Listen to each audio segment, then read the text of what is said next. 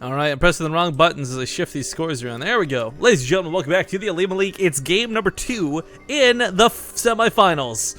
There is a whole nother semifinals to cast. It's True versus Journey. Hold your horses though, because we got to get into this one first. Spawning here in the bottom left corner of Inferno Pools, it's going to be the red Zerg player from Samsung Galaxy. It's Solar. But in the bottom right, it's going to be Yoey Flash Wolves, Yellow Protoss Parting, who tried to pull us some cheese in game number 1. I love it because Parting's cannon rushes are the things of legend. And Solar did a lot of really cool things to get around that. But unfortunately, I'd say for both players, I really don't believe horizontal spawns benefits anyone. They're both equally screwed by these locations. So the nice thing though is, despite the fact that it's horizontal spawns, you can still expand vertically. That's not a problem. Go up and down. But you can definitely, as a Zerg player, take a lot of good engagements. It's really hard to find those sweet force fields, and for Parting's sake, that's kind of what we know him as, right? Choo choo, the Immortal Sentry all in. But yeah, no cannons to start this game off, and I really like that move. But while we're in the early game, I'm going to keep spreading this thing. I'm going to keep ruining this map for everybody else. As if the map isn't ruined already. Where is the other option? The whiteboard. If you guys haven't seen it, this map actually has a face on it.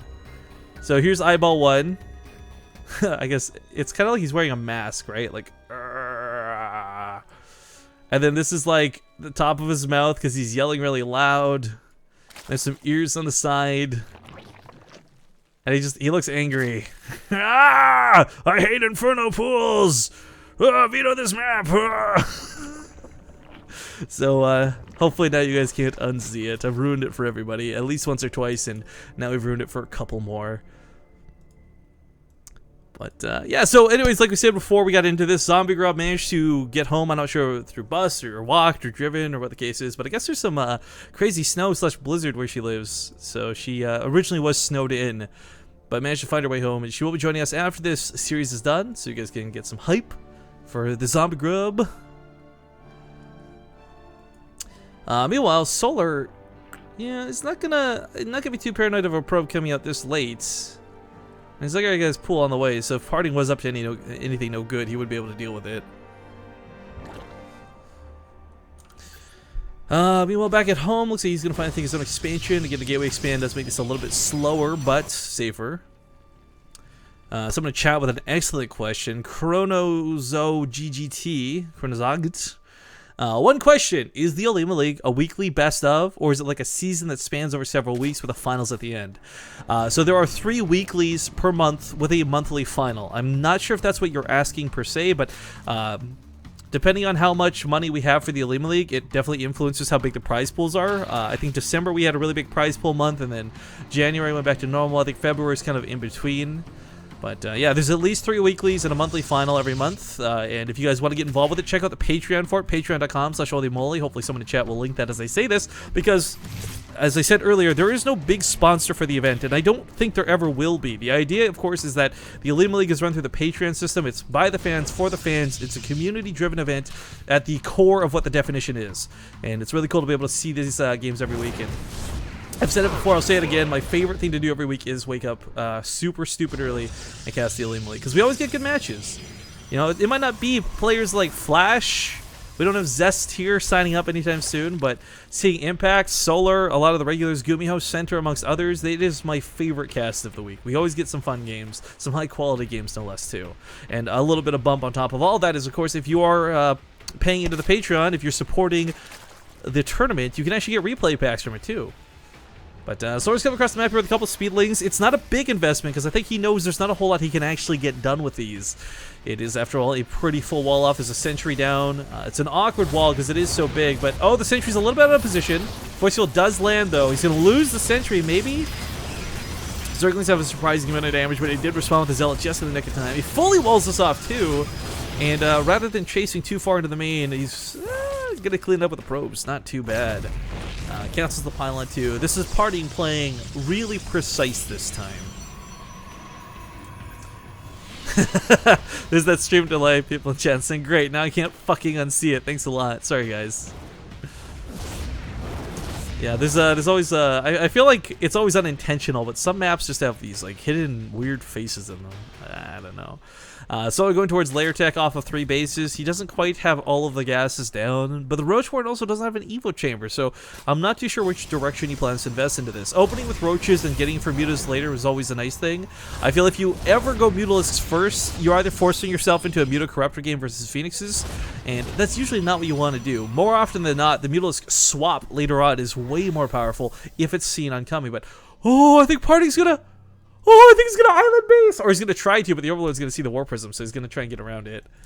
Solar... I think he sensed the War Prism moving out, but Party's playing some really sick jukes here. Watching Solar's vision. He's trying to find the one way out, and he does sneak out. Oh, Parting, I could kiss you, big boy. Big boy Parting. Now, this might not be an island base, because there is the fear of Mutalisks. But, I'm feeling it, guys. I'm feeling the island base. As I say, just taking a ninja base in general is not a terrible idea. Solar's actually not too prone to scouting like this, but yeah, it's an island base. Oh, yes! Alright, so Crass, pardon me, the European Terran, is the only other player we've seen take island bases so far on this map. But what I love out of this for Parting is there's this really nifty trick that White Rod kind of coined. I don't know if he invented it per se, but you can actually recall probes across the map with that mothership core. So if he wants to transfer this without being seen, he can actually do that, and he doesn't have to take too much pressure for it. Meanwhile, though, while this island base is cool and all, guys, and a third base is definitely a good thing for Party to have, we do have a lot of Lings and Hydras, and Ling Hydra is a scary thing to deal with as a Protoss player. He's not quite at that critical mass of Stalkers. He barely has Blink started. I don't believe he'll have +2 for the engagement, so this attack that's possibly coming out of Solar, it's going to kill the sentries at least. I don't know if it'll break through to the base and kill Parting before Parting gets admirable defense up for it, but it should, bare minimum, be able to take out a good chunk of the sentries, as Hydralisks are, quite frankly, that strong. But upgrades a little bit late to the party, finally has those on the way. The Warp Prism is looking to do some very serious harass behind this, so this is actually a great move out of Party to stall Solar from pushing out. By doing this, it's going to keep these Hydras at home. He's going to have to clean up the Warp Prism eventually, and the nice thing is there's actually a spot here where you can warp in, or go warp in mode, and both warp in high ground and low ground at the same time. Meanwhile, Solar is going to start looking around the map for what is possibly other bases, but you know, where does he really go? Yeah, he's got no idea that the island base is there. Nidus Worm on the way, though. Might try and take his own island base through these methods. Let's see, Party, how much vision does he have on his own base? So he doesn't have this leftmost cliff covered, actually. There's definitely a spot for Nidus Worms to come down, but I kind of feel a really cool move would be to Nidus to that base. Meanwhile, Parting's probe count here in the north did get transferred over with the Mothership Core story. We didn't get to quite catch the action that was that transfer, but he does saturate the base fully and entirely thanks to the Mothership Core. I'm not sure if he'll invest in cannons into it just yet. Normally, this is something I think he would do if he saw Mutalisks coming, because he doesn't want to lose all the probes for free, but for Solar, there's been a couple of small things where I'm not sure if he's been paying attention. If he was, maybe he knows that the base is there. There were some really fishy moves with the Warp Prism earlier that the Overlords were trying to see. He's bumped into the weird Mothership Core. He has an idea. He's going to scout it. And I think a big part of this, too, is seeing the Stalker count. Seeing the amount of units that Parting has. Go like, how do you have the money for this? Or maybe just straight up saw the Warp Prism earlier. I don't know. Or in the worst case, that's where we start calling Solar a map hacker, right? But, this Nidus Worm, the problem is, if he submits a ton of units to the north side to attack this, he might leave too much up here and not enough in the defense. And that's actually a very small amount of units. But the warping coming in from Party might just be able to hold this. It is Zealots, after all, on top of the Hydralisk. 10 probes, however, melts, but Party is pushing while this goes on. And again, this kind of comes into where does the dedication go? Now, the Nidus Worm does fall. He's going to need another round of warpings to fight this. But can he take a fight back? Probes, or not, pardon me, probes are dying, of course, but drones are not exactly being pulled into the fight just yet. He does get that warp in from that pylon proxied over here. And the sentry's doing a great job of zoning up. But the pylons do die in the northern base, and Parting says, screw it, I've got the money I needed from this already. And he's going to push up this ramp. He force fields his backside.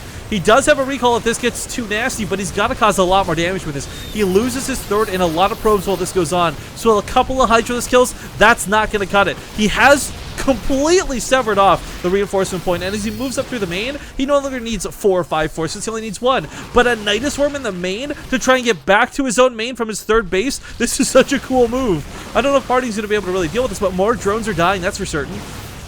The Force Field's going to catch a lot of these, and you know what? Solar's going to be down on like 12 workers by the time this is finished. Parting, big boy, can you stop this? He could actually just walk down from the main now. He doesn't actually have to fight him. He can walk down from the main and Force Field that ramp off, but it goes for the recoil instead. 22 workers left alive for Solar after 44 die. A lot of units are stranded here in the north part of the map, and if he doesn't use another Nidus Worm to evacuate them, they're going to be stuck there for the rest of the game. That's 100 minerals, 100 gas he has to invest just to pull these back out.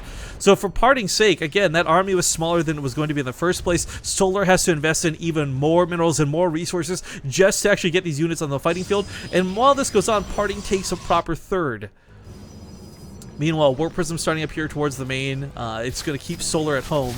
Solar has to defend what little, and I want to emphasize little workers he has left, but Parting's on the rampage. He pre-force fields off this ramp. He's going to just blink forward. He knows this is where the rest of the juicy drones are. He's going to try and get some kills. They are going to evacuate the Solar with the Nidus Worm. He escapes out of the third.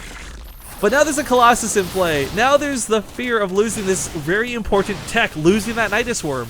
The only places Solar is going to be able to bounce back and forth between is the main and this island, and that's about it. And quite frankly, sending a drone to the island to expand to that island would not be a terrible idea. Oh, this is so funny. This is so cool. But Solar goes to the counterattack. He knows the jig's up. He can't fight this out. GG is called. And Parting, ladies and gentlemen, will take game number 2.